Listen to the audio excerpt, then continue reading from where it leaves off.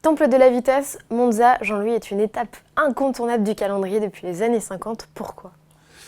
Eh bien parce que ça a été l'autodrome national en Italie et que c'était un rendez-vous absolument incontournable pour tout ce qui touchait la vitesse. Et vous pouvez regarder que sur, je crois, 68 Grands Prix d'Italie, il y en a eu 67 à Monza, une fois à Imola, à la demande sous-entendue d'Enzo Ferrari qui voulait que l'autodrome d'Imola, l'autodrome Dino Ferrari, reçoive un jour le Grand Prix d'Italie. Mais bon, Monza, c'est ça. Et c'était un circuit terrible parce qu'il y avait un routier et un anneau de vitesse en même temps qui se combinaient pour le Grand Prix. Et c'est toujours, grâce à Milan, grâce à Rome à côté, pas loin, toutes ces grandes villes, et Turin bien entendu, c'est toujours le rendez-vous des Italiens avec les Grands Prix de vitesse. Et ça, c'est quand même toute une histoire qui se déroule chaque année avec tous les tracas qu'on connaît à Monza, toutes les choses gravissimes, mais cette ambiance des tifosi vraiment nulle part ailleurs dans le monde. Rappelez-nous, Jean-Louis, quels sont les réglages spécifiques à adopter sur ce type de tracé? Alors Monza, c'est simple, hein. L'appui, c'est quasiment zéro. On a bien vu qu'à Spa-Francorchamps, Red Bull avait commencé déjà à essayer des ailerons arrière en lame de rasoir.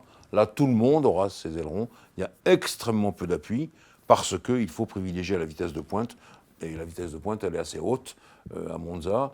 Je pense que là, on va encore taper pas loin des 350 km/h et pourquoi pas un peu plus, même si les F1 actuelles, avec les roues plus larges, sont un peu plus lentes que les F1 des années passées. Alors, bien entendu, l'aileron avant calé au minimum également, donc ça nous donne des voitures très difficiles à piloter, très basses sur le sol pour justement ménager un peu d'effet de sol, voilà, avec des moteurs qui vont bombarder parce que c'est là où il y a la pleine charge la plus importante. Plus de 70% d'un tour en pleine charge, donc effectivement, c'est très important. Oui, parce que souvent on se dit ah là là, catastrophe les moteurs, mais je crois qu'on se trompe un peu. Beaucoup de motoristes m'ont toujours dit non, non, détrompe-toi, à Monza, c'est pas grave pour les moteurs. Ah bon, 70%, c'est pas grave. Le plus compliqué pour les moteurs de course, c'est les circuits comme Barcelone, avec des dosages différents en permanence. Non, à Monza, on est soit quasiment au ralenti, pas loin, enfin j'exagère un peu, soit à pleine charge, et à pleine charge 70%. Donc c'est pas mal pour les moteurs. Si j'en reviens à ce que s'était dit sur l'après-Grand Prix de Belgique, les Ferrari devraient être avantagés par rapport aux Mercedes alors. Normalement, avec ce moteur dont on ne sait pas ce qu'il a, je le dis franchement, moi j'ai 2-3 ingénieurs m'ont dit, bon, il gruge. Mais on n'a pas encore trouvé ce qui se passe. La FIA ne trouve pas non plus. Et les ingénieurs motoristes qui renseignent la FIA ne trouvent pas non plus. Donc c'est compliqué. Non, je pense qu'ils ont mis la main sur un procédé peut-être un peu bizarroïde, mais en tout cas qui fait que ça marche. Déjà la Ferrari, il était excellent en tenue de route, et donc on l'a vu à Spa-Francorchamps, et on le verra probablement à Monza, sauf circonstances exceptionnelles, qu'elle va marcher vraiment très fort. Du côté de chez Pirelli, Jean-Louis, qu'est-ce qu'on a prévu? Question pneumatique. Exactement comme à Spa, des circuits qui demandent beaucoup, hein, et on fait attention à la sécurité, donc les médiums, les softs et les super softs qui serviront à la fois de pneus de qualification et de pneus de course, je crois, avec une stratégie probablement à un arrêt. C'est le mieux qui puisse se passer, mais on ne sait jamais ce qui peut arriver en course. Donc là, on ne va pas anticiper. Dernière petite question, Jean-Louis, c'est sur les transferts. Beaucoup se sont faits pendant la période estivale.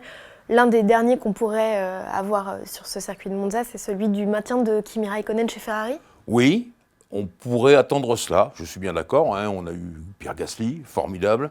Daniel Ricciardo, très bon coup effectué par Renault parce que c'est un vainqueur de Grand Prix, c'est un garçon qui a de la bouteille et tout. Et puis là, on attend Ferrari. Alors, tout de même, il faut bien dire que la disparition de Sergio Marchionne a quand même beaucoup redistribué les cartes. Parce que je crois que les chicaneries commencent un peu. Vous savez, la Scuderia Ferrari, enfin Ferrari en soi, c'est un bijou. Hein, c'est même le bijou du groupe Fiat Chrysler. Et donc, il y avait Marchionne qui dirigeait, qui commandait. Là, je vois que tout le monde essaye un peu de tirer la couverture à soi. C'est pas le groupe Fiat Chrysler américain avec le patron de Jeep à sa tête qui va décider de ça. Donc, on sait très bien qu'il y a un administrateur délégué chez Ferrari et John Elkann qui est président, mais qui est le propriétaire. Donc ça me paraît un peu compliqué, ça retarde tous les processus. Ce que nous avait dit Frédéric Vasseur à l'issue du Grand Prix de Hongrie, la disparition de Marchionne, c'est une catastrophe, parce qu'on ne sait plus très bien où on met les pieds. Qu'est-ce qui va advenir de Ferrari, de Haas Ferrari, et 2 Sauber Alfa Romeo. Tout ça, c'est le même moteur.